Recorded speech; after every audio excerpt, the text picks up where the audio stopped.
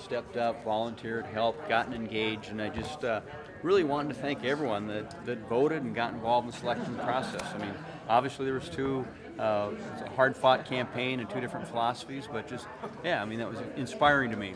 How much consideration did you give to a recount, requesting a recount?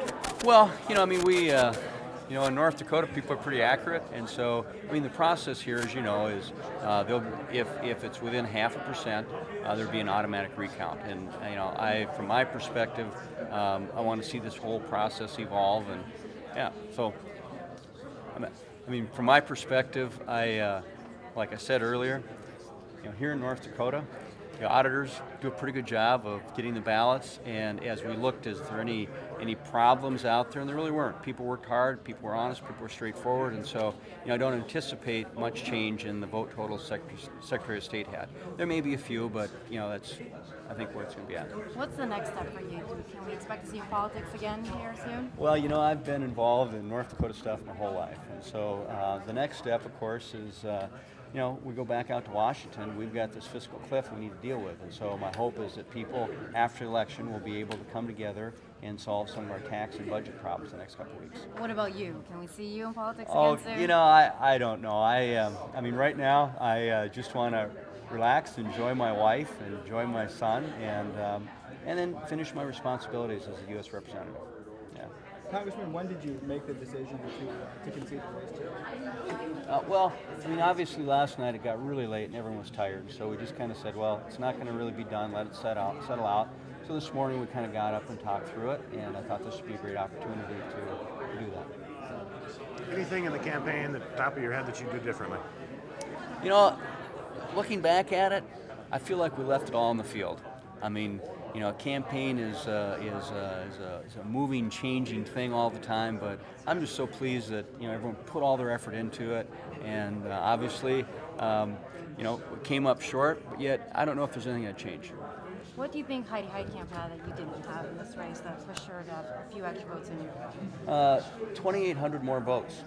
I try to be nice here. No. Well, you set yourself up. Yeah. Okay. Yeah, I mean, when you have 300,000 votes and you have a difference of less than 3,000, I mean, I don't know how to answer that question. Other than, I think from my perspective, truly, it was all about the things that are facing our country. And what I said is, this isn't over today. I mean, we still have this budget problem, and we're going to hit our budget limit in February, as well as tax problems, spending problems, and of course the health care bill. So, all these challenges need to be addressed. Have you spoken to her, Heidi Heitkamp? I have, yeah, and I congratulated her, and so I'm planning on calling her again and for a little bit more lengthy discussion. That was this morning, or? Yeah. Mm-hmm. What was the tone of the conversation? Well, she sounded happy. Yeah. Yeah. No, I mean, again, my call to her was to congratulate her and on the results of the election, and she obviously appreciated that.